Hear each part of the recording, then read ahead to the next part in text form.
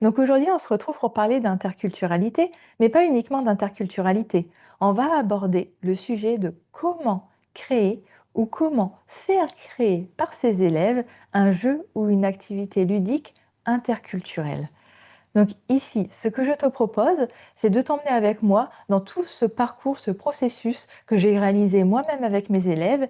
Et je vais ici, dans cette vidéo, te guider pas à pas dans tout ce qu'il faut que tu prennes en compte de ton côté, dans ton rôle d'enseignant, mais ce que tu dois amener aussi à tes élèves pour leur permettre de mener à bien ce projet. Donc, comme tu le sais, pour chacune de mes vidéos YouTube, tu peux télécharger une feuille de route gratuitement que tu retrouveras en premier commentaire de cette vidéo. Et cette feuille de route reprend les points et les axes essentiels qu'on a vus dans cette vidéo et avec des clés pour toi réfléchir et mettre en place également ce système. Alors, sans plus tarder, au niveau de l'activité interculturelle, donc ce qu'il va falloir prendre en compte en premier lieu, ce sont les thématiques essentielles que tu vas aborder dans cette activité. Si tu as des axes essentiels indispensables pour toi, par exemple des points historiques, des points langagiers, des points sur la géographie, sur la culture G, etc., etc., il va falloir déjà que tu poses, toi, tes objectifs à toi. Et ensuite, tu peux soit relier cette activité interculturelle autour d'un objectif de séance ou de séquence que tu viens de terminer, de clôturer, ou alors qui englobe les apprentissages des élèves sur le plus long terme, sur les 2, 3 dernières années de langue. Par exemple, moi je suis enseignant d'espagnol, les 2, 3 dernières années d'espagnol qu'ils ont eues. En ce qui concerne la préparation maintenant. Donc la préparation, il va falloir que tu réfléchisses à plusieurs points. Les points auxquels il va falloir que tu réfléchisses, c'est le temps que tu veux allouer à la préparation, le nombre de séances. Alors, je ne te conseille pas un nombre de semaines parce que sinon ça va être interminable, mais le nombre de séances que tu veux allouer à la préparation de ce projet. Si tu vas faire préparer ce projet uniquement par tes élèves en classe, à la maison, ou alors il y a des choses que tu vas leur demander de commencer en classe, de terminer à la maison, etc. Donc tout ça, il faut vraiment que tu le prépares en amont. Et l'autre point sur la préparation qu'il va falloir que tu prennes en compte, c'est si durant la préparation, tes élèves seront en solo, en binôme, en groupe, en classe entière. Tu peux aussi faire un petit peu de tout. Donc moi, je sais que j'aime bien faire des petites phases en solo, des petites phases en groupe, etc. Donc à toi de voir et à toi de bien choisir à quelle étape, à quel processus de préparation tu choisis de les faire préparer en solo ou en groupe, quelle est la plus-value dans chacun des cas. En ce qui concerne maintenant le matériel, pour le matériel, il va falloir que tu réfléchisses à plusieurs choses. Est-ce que tu as besoin et est-ce que tu vas te centrer uniquement sur du matériel que tu as dans ton établissement scolaire? Alors, dans ce cas-là, attention, parce que si tu fais acheter du matériel par ton établissement scolaire, sache que ça part dans le pot commun de ta discipline. Ou alors, pour cela, toi, tu choisis d'investir un petit peu de ta bourse hein, et que tu dis, bon, bah voilà, je vais me charger d'acheter ça, ça, ça. Ou alors, tu vas faire contribuer tes élèves. Alors attention, si tu demandes à tes élèves de ramener du matériel, sache il faut que tu anticipes que par exemple, il peut y avoir de la casse, il peut y avoir de la perte, du vol, etc. Donc ça, c'est une dimension aussi à prendre en compte. Donc à toi de te dire, voilà, pour mon activité, j'ai l'opportunité d'avoir tel type de matériel ou tel type de financement, etc., etc. Donc j'ai une fenêtre plus large du type d'activité que je peux proposer, ou alors je dois faire avec les moyens du bord. Moi, dans mon cas de figure, j'ai resté très simple et de faire avec les moyens du bord ce qu'on avait à disposition dans l'établissement et qui ne demandait pas un financement supplémentaire. C'est tout à fait possible. Au niveau de l'organisation et de la réalisation de l'activité maintenant. Donc, il va falloir que tu réfléchisses où ça se passe, comment ça se passe. Donc, je t'ai dit dans un premier temps qu'il fallait réfléchir au temps, c'est-à-dire le nombre de séances que tu comptais allouer à ta préparation avec tes élèves. Et maintenant, l'organisation. Est-ce que l'organisation et la réalisation vont se faire uniquement dans ta salle de classe, vont se faire dans l'établissement, dans une salle éventuellement plus grande, si vous avez une salle plus grande, une petite salle de réception, si tu veux le faire dans la cour, si vous avez un petit terrain de pelouse, etc., et que c'est plus joli, ou ça se prête à la mise en scène, ou je ne sais pas, par rapport au type d'activité ou de jeu que tu veux proposer. Donc tout ça, c'est tout à fait possible. Donc, si tu veux qu'on en discute sur ton cas en particulier, si tu as déjà des idées d'activités ou de jeux que tu aimerais mener avec tes élèves, mais tu ne sais pas concrètement comment le réaliser, comment le concrétiser, comment le mettre en place, comment le choisir, parce qu'il faut aussi le choisir en fonction de ton profil d'élève, en fonction de leur goût. Si par exemple tu as une classe, par exemple, plus sportive avec une option sport, etc., peut-être tu vas créer une activité et un jeu autour de ça parce que forcément, il y aura plus d'engouement, il y aura plus d'investissement de la part de tes élèves, ils auront plus d'imagination, ils seront plus créatifs. Réfléchir à tout ce que tu as en dispo dans ton établissement, parce que tu sais que selon l'établissement dans lequel on se trouve, REP ou pas REP, on a plus de financement, plus de possibilités ou autre. Donc tout ça, c'est à prendre en compte. Donc si tu veux qu'on réfléchisse ensemble et qu'on creuse ton projet et qu'on le peaufine, n'hésite pas à nous rejoindre dans la communauté qui s'appelle dans le cartable du prof d'espagnol. Tu retrouveras le lien dans la barre de description de la vidéo. Et donc, on pourra réfléchir ensemble, donc c'est en visio, donc on se retrouve en visio avec plusieurs profs et on réfléchit ensemble à ton projet. Pour poursuivre sur les clés que tu dois donner à tes élèves, parce que bien entendu, c'est bien gentil de dire à tes élèves, voilà, vous allez préparer une activité interculturelle. Moi, je ne l'ai pas présenté comme une activité interculturelle à mes élèves, je l'ai présenté comme une activité, un jeu ludique, culturel, propre à l'espagnol, et je vais t'expliquer plus tard pourquoi. Donc ici, il va falloir que pour la phase de préparation de tes élèves, que tu leur donnes des clés. Alors il va falloir que tu réfléchisses à ton rôle, à ta place d'enseignant, le rôle que tu veux occuper dans tout ce processus créatif. Comme je t'ai dit, ici le principe, moi, ma volonté, c'était que ce soit un jeu créé 100% par les élèves et pour les élèves. Donc moi, je devais m'effacer au maximum. Alors, l'idée, c'est de rendre tes élèves totalement autonomes. Et pour pouvoir rendre tes élèves totalement autonomes, il faut leur donner des consignes très claires, précises et aussi succinctes pour ne pas les embrouiller et aussi décomposer par étapes. Donc, bien décomposer les activités, parce que si tu leur dis, voilà, je veux que vous soyez dans la création d'un jeu culturel autour de l'Espagne, autour de l'histoire, autour de la géographie, peu importe. Je sais pas, vous avez étudié, je sais pas, la découverte de l'Amérique, je veux que ça se centre autour de ça. Euh, Débrouillez-vous. Ils vont se dire bon, et puis en plus, il suffit que tu aies 30 élèves, voire plus, ça va un peu partir dans tous les sens.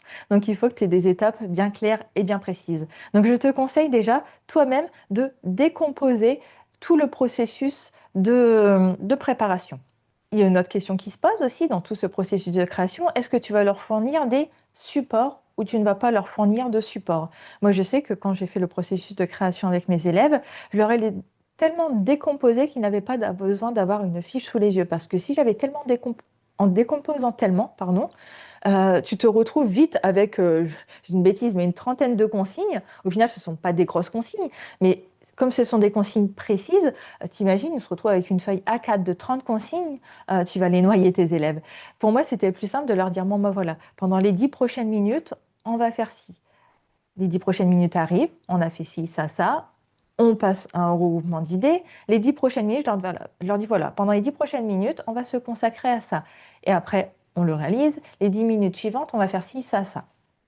Vous voyez ça beaucoup plus simple. Après, tu peux t'aider et projeter au tableau. Moi, je sais que j'utilise beaucoup le vidéoprojecteur pour regrouper les idées et puis que les élèves aient une idée un petit peu plus claire de ce qui se passe et aussi de la construction au fur et à mesure. Alors, autre chose aussi qui est très important à prendre en compte, c'est comment réussir à impliquer tous tes élèves. Parce que tu es comme moi, je suppose, tu déroges pas à la règle, tu as de tout dans tes classes, ce qu'on appelle des classes hétérogènes réellement.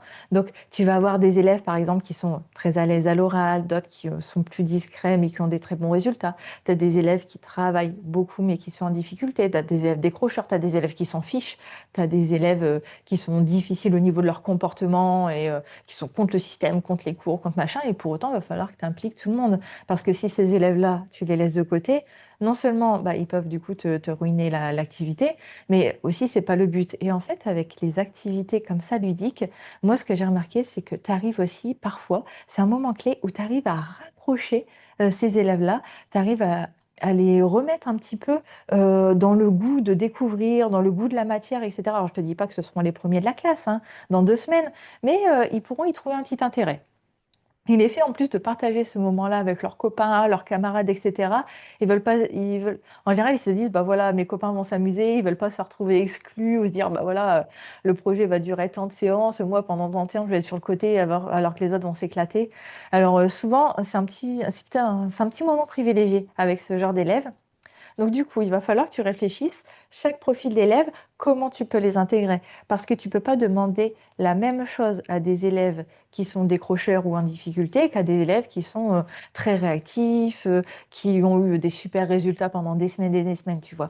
Donc, il faut que tu vois si tu peux les intégrer soit à différents moments, à différentes étapes de création, ou leur donner des rôles spécifiques, ou leur donner d'autres responsabilités, etc., etc. Donc, il faut réfléchir à tout ça.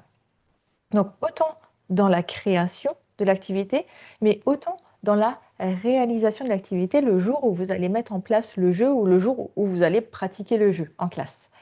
Donc il faut vraiment que tu réfléchisses en amont sur tout ça. Donc n'hésite pas à me dire si toi de ton côté, tu as déjà fait ce processus-là, c'est-à-dire un processus de création d'activités ludiques avec tes élèves et par tes élèves de A à Z, ou si tu as juste mis en place des jeux de société avec tes élèves, mais il y a toujours eu un esprit créatif. Dis-moi en commentaire comment tu as procédé, comment tu as réussi aussi à intégrer ces fameux élèves. C'est toujours intéressant à savoir. Donc maintenant que je t'ai donné un petit peu les pistes et les réflexions que tu dois avoir et sur lesquelles tu dois être vigilant pour la partie création de l'activité ou du jeu ludique, maintenant passons à la phase de conseil pour la réalisation du jeu, c'est-à-dire la séance qui sera dédiée au jeu en lui-même.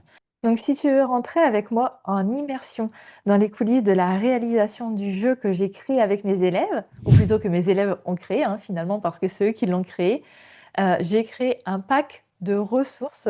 Tu peux retrouver le lien en barre de description de cette vidéo.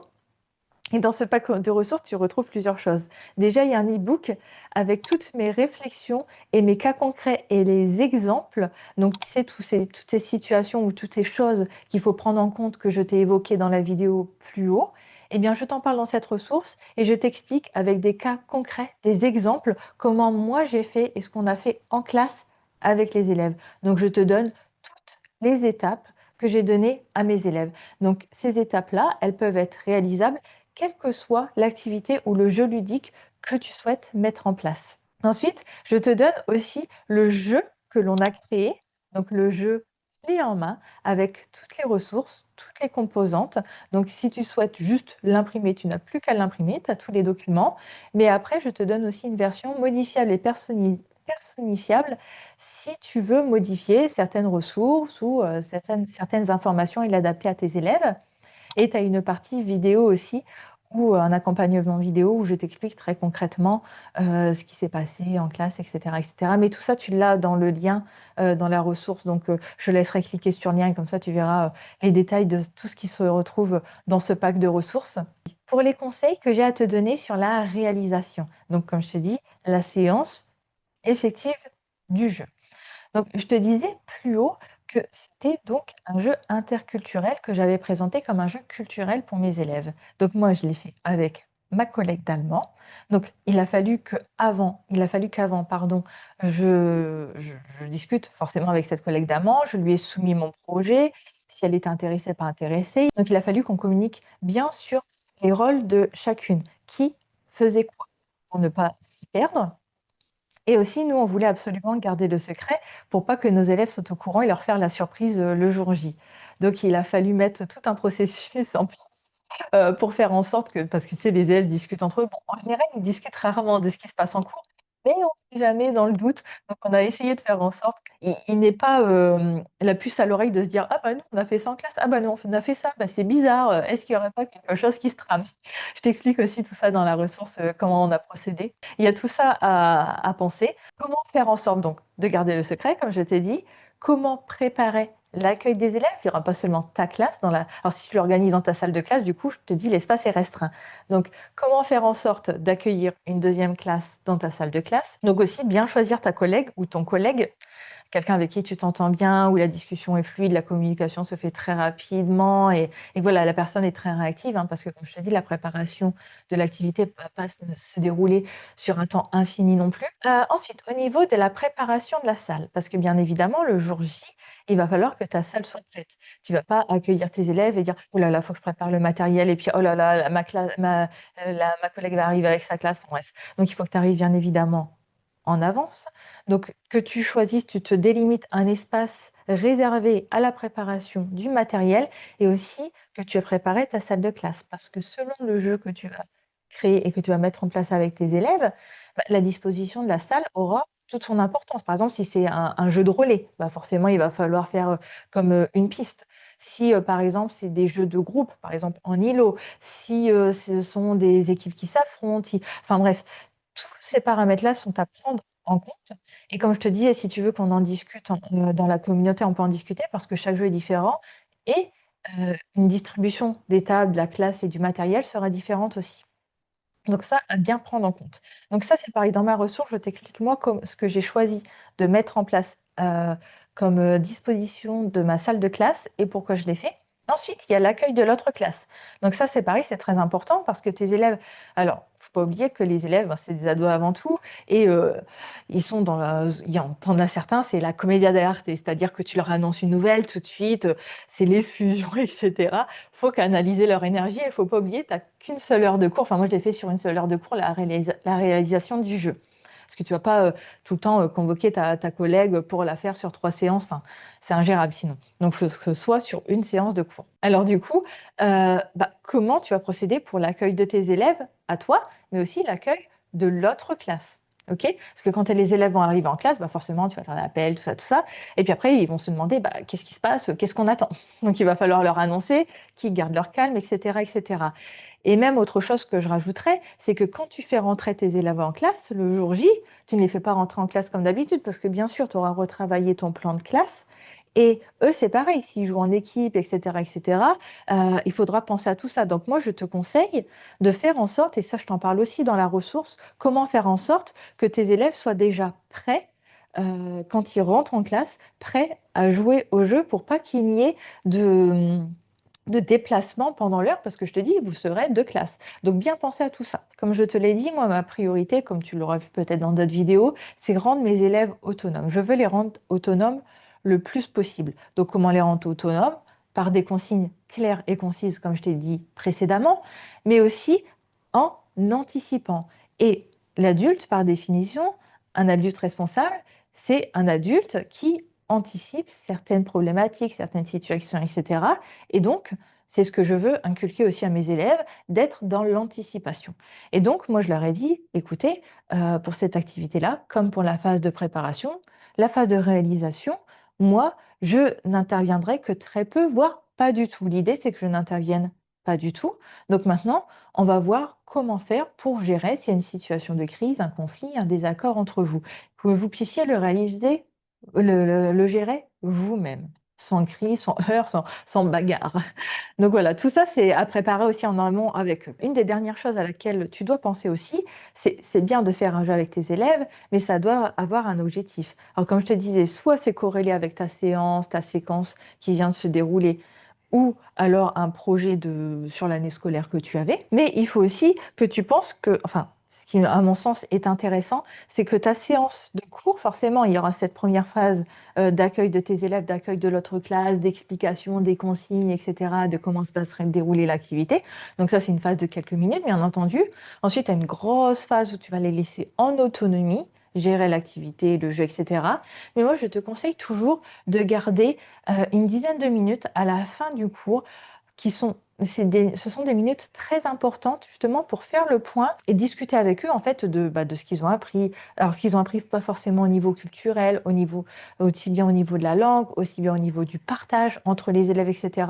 Et d'ailleurs ça dans la ressource je t'en parle aussi. Je t'explique très clairement comment je gère chaque phase du cours, si je peux appeler ça du coup un cours, ce que j'y intègre, la discussion qu'on a avec, nos élèves et aussi, comment, intégrer chez nos élèves un regard réflexif sur leurs pratiques. Parce que plus ils seront habitués à avoir un regard réflexif sur leur apprentissage, sur leurs pratiques, plus ça les guidera vers leur autonomie. Donc du coup, tout ce qu'on a mis en place, donc tu le retrouves aussi dans la ressource. Tu retrouves aussi, quelques échanges, que j'ai eus aussi avec les élèves, tout au long de ce parcours-là. Et pour terminer sur ce point, alors à quel moment de l'année j'organise ce genre de choses? Parce que tu vois que ça se déroule quand même sur plusieurs séances, donc ça demande du temps. Donc moi, cette activité-là, je l'ai réalisée à la période où je te filme la vidéo, là, on est au mois de mai, au moment des ponts, du mois de mai, et cetera, où tu es susceptible parfois, du coup, d'avoir, moins d'élèves parfois parce que si c'est par exemple, si tu as un jour férié, un jeudi, bah, le jeudi de l'Ascension et que le vendredi n'est pas férié et que tu as tes élèves en classe ou du coup, bah, c'est une stratégie aussi bien pour les occuper ou pour leur donner envie de ne pas, faire le pont et de venir vraiment à l'école parce que parfois ils sont plus motivés quand ils savent qu'il y a un jeu qui est organisé que, s'ils se disent: «Ah bah, on a cours». Je sais pas si tu as déjà eu cette expérience-là aussi en fin d'année parce que du coup c'est aussi une idée, tu peux réserver ça aussi pour la fin d'année et je vais te faire un autre contenu, un peu plus tard pour t'expliquer, pourquoi moi je ne mets pas mes élèves devant des films alors que je suis enseignante de langue, je pourrais très bien les mettre devant les films. Pourquoi je fais ce choix-là et qu'est-ce que je fais pour ne pas les mettre devant les films et les tenir occupés? Et donc ça, c'est une activité que tu peux faire également en fin d'année. Parce qu'en fin d'année, bah, forcément, tu as toujours des élèves, qui viennent en classe au mois de juin et parfois tu ne sais pas comment les occuper et cetera et puis les stimuler et ça peut être une très bonne idée, faire un jeu, ludique, interculturel ou pas interculturel, mais là, l'idée, c'était de faire un jeu interculturel. Donc là, c'était avec ma collègue d'allemand parce qu'on voulait comparer, les cultures des pays. Mais par exemple, tu peux très bien le faire avec le prof d'histoire, ça peut être hyper intéressant aussi au niveau culturel. Tu peux faire des ponts, avec l'espagnol, avec ton cours de langue, ça c'est génial avec le prof d'histoire géo. Tu peux en fait, tout est question d'imagination. Tu peux le faire en réalité avec toutes les disciplines. Regarde avec, tu dirais: «Bah, voilà, ton collègue de musique», mais si en fait, au niveau du collègue de musique, tout ce qui est, culture musicale, que ce soit Espagne, Amérique latine, parce que moi je suis prof d'espagnol, mais dans la langue que tu enseignes, ça doit être la même chose. Artistique aussi.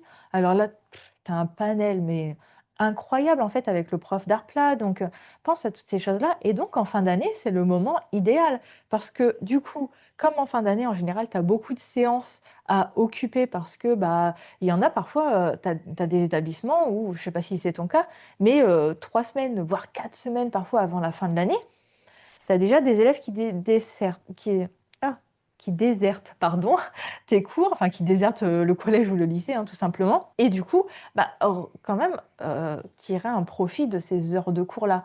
Donc là, regarde, le processus de création te demande déjà quelques séances, le processus de réalisation et comme je te dis, tu peux le dupliquer avec plein de matières différentes. Tu peux inviter aussi et tu peux alors, là, il va falloir réfléchir à un autre process, mais au niveau du process, tu peux aussi réfléchir pour inviter par exemple, je ne sais pas, admettons, tu fais ça avec des élèves de quatrième. Tu peux aussi bien réfléchir à inviter, par exemple, une classe de sixième. Souvent, les sixièmes, c'est là où il reste le plus d'élèves en fin d'année. Enfin, je ne sais pas si dans ton établissement, c'est comme ça, mais dans le mien, c'était comme ça aussi. En sixième, il y avait plus d'élèves qui étaient là en sixième qu'en quatrième ou en troisième.